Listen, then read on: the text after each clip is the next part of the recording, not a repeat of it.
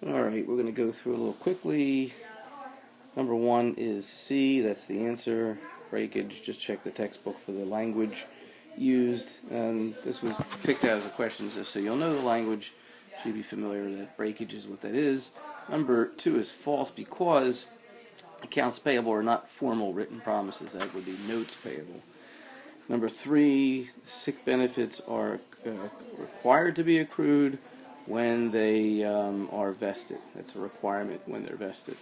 There may be other occasions when you estimate it and accrue it, but the key word here is required, and vested is the second part. Number three, this would be a test to make sure you understand when the payroll is paid, because it says paid, they paid it. How do you do it? You're taking the 100, which is the gross payroll, and you're reducing it by the amounts withheld, which will be liabilities, and that'll be this. That's going to be a liability, this one will be a liability, and that'll be a liability. So you add all those up, they're going to be liabilities, and that will subtract whatever that number is from the gross pay to get your net pay. We'll call that Y. Answer D is the right one, because this amount is the net pay, which comes out of cash, reducing assets, and liabilities increased by the three amounts withheld that will have to be paid over to others. Number five is asset obligations are going to be long-term legal requirements. It's D. D is the answer for the one above.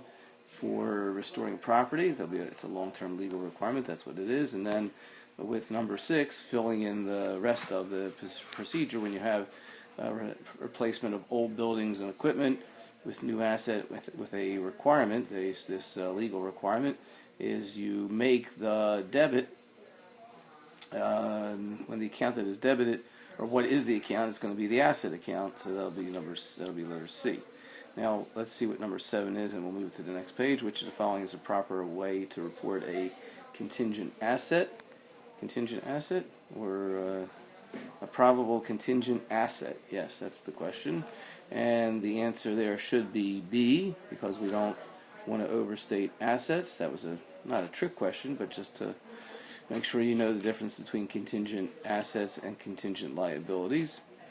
Moving to contingent liabilities is number 8, and that would be you have a probable loss, which is the key language, as opposed to a reasonably possible loss. And when you have a range of a probable loss, which is the key language of the probable loss, means more than likely, much more than likely. You're going to take, when you have a range, you're going to take the lower of the range. We learned that in class. We do not accrue reasonably possible, so the answer is C there. Number 9, this is to make sure you understand what it means when it says probable loss. Probable loss means virtually certain. So the answer is C for that one. Number 10, let's see what we have here. I got to read this one, hold on. Okay, so first of all, in the language they tell you it's possible but not probable, so that means we don't accrue it. But we're going to note it, we're going to make a note. So what will the note say? The note will disclose that we have a possible loss, and then this requires some knowledge of how insurance policies work, which is good for you to learn, even if you got the answer wrong in the process of learning it. And so the answer here is going to be that the note disclosing the contingency is based on the amount deductible, the amount that they would lose. The insurance will cover the rest. So it'll just simply be the amount of the deductible part of their policy, the $300,000. Okay, moving right along to number 11. Accounting for product warranty costs under assurance type warranty. So this is a requirement, this is a problem asking you about the assurance type warranty versus the other type, which is the service type. And so in this case, an assurance type warranty, we would do what? Let's see, we got choices. Frequently justifies accounting for product. We're asking about the accounting for product warranty, and it's going to be charged an expense when the seller performs in compliance. We'll recognize the revenue at the time, and oops, I got the wrong answer there, so let me correct that. I jumped to the conclusions. Didn't see the answer C there. You charge an expense account I got the right answer, I just wrote the wrong letter. I was looking at C and wrote B somehow. So it's charge and expense account when the seller performs in compliance with the warranty. Number 12, that's the right answer of the four choices. Number 12, in the service type warranty revenue is going to be recognized over the warranty period that we learned about. So that would be A. Okay, let's go to number 13. 13 is on 2 pages. Let's see which statement below most accurately describes the definition of a current note payable. Due within 1 year or one operating cycle, which is however shorter. Well, we don't do it that way. That doesn't seem right. So let's take a look at the next one. A note payable due with 1 fiscal year or one operating cycle, whichever is longer. That's not 100% right. The best answer here is going to be C. I see it now because will be liquidated from current assets. That's the key, that it will be liquidated from current assets. So the driver is current assets. If the liability is going to be coming to take care of a current asset, then that liability is going to be current as well. You're matching current liabilities to current assets. Number 14. Let's see what we got here. Let's see if we got here 14. Hornet Motors agreed to pay $300,000 at the end of 3 years.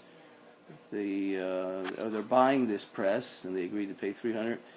And at the time, the incremental borrowing rate was 7%. How much are they going to recognize for the transaction for both seller and buyer? So each would do B, record the transaction at the present value of the note, because it's a long-term note. So the present value of the note will be how you record it. I think that takes care of that. Okay, number 15. The effective interest rate properly reflects the effective cost of the borrowing at the historical market date at the date sold. Yes, that's right. A is the right answer. Historical market rate at the date sold. We don't do changes of rates after it's all been done. Okay. That's good.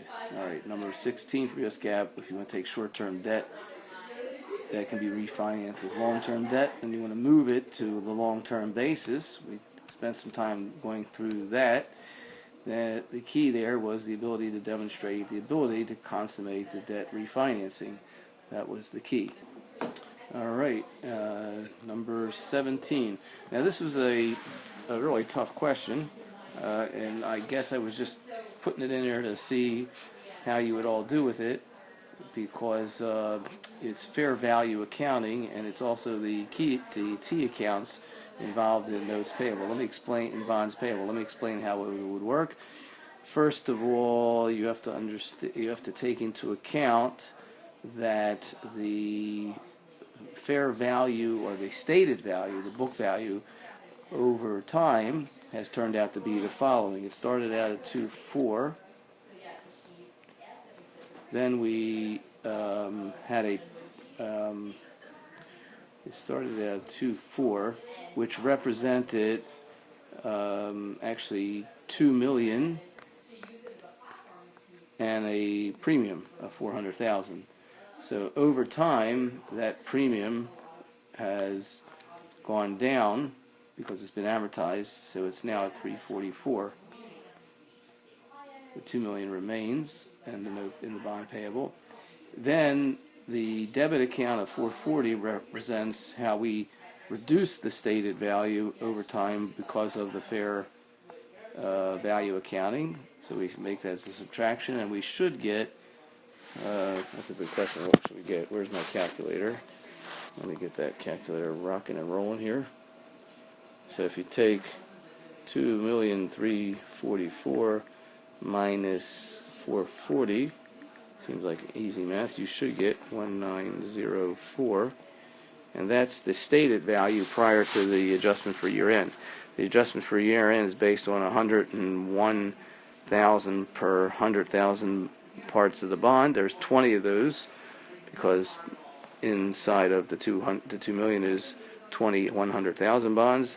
This number should be 20 times, I better do it on the calculator, 202, like that. Subtract, that's what you want the bonds payable to be now. That's what you want the bonds payable to be now. They are this. So you're going to increase the bonds payable. We're increasing the liability by the amount of the difference between these two, which is $116,000. That means we've got a loss because we're increasing a liability. A was the right answer. If you didn't get that right, don't do anything. Damage yourself or get yourself into a situation where you need medication. Don't worry about it. But try to go over the tape and listen to what I just said, because this is fair value is what we were stating it at. This is what it's got to be now, and it's a liability, so you got the picture. All right, number 18 was true. Oh, there we go. Number 18 was true because companies are motivated to extinguish an existing debt when the stated rate of interest is higher than the current rate. So that's just a true statement. Number 19, I'm going to actually show you the entries, which are here. So you can take a look at those. Those are the correct entries. If you have any questions, this is the one I thought was the easiest one of the day, and most people got it wrong. Take a look at the question on your papers. Look at the answers. All of the answers were given to you in the amortization schedule. I mean, I don't think I could have made it any easier. So I was a little upset. Okay, that's not a laugh of happiness either. All right, describe the difference between current liabilities and long-term. Basically, you could have said 12 months. That would have been fine. You could have said current liabilities will be those that are needed to retire, to be retiring current assets. You could have linked it up as to one of the other questions before. Why is it important to properly classify? It would be simply working capital or working capital ratio. Analysis of the financial statements. You could have said ratio analysis. That probably would have gotten you the points. Just sort of stating something like that. Okie dokie. Let me know if you have any questions. See you later.